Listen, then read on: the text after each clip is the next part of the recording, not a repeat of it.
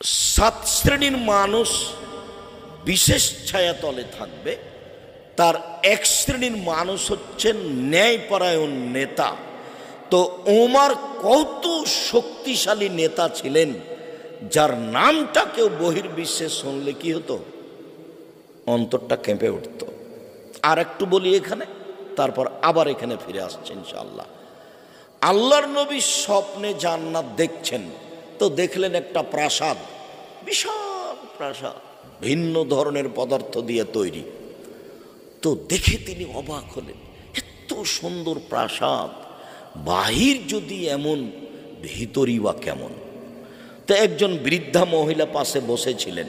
আল্লাহর নবী বললেন, হে বৃদ্ধা, বলো তো এই প্রাসাদ কার? তো বৃদ্ধা বললেন, এটা উমারের প্রাসাদ। তখন আল্লাহ রাসূল বলছেন,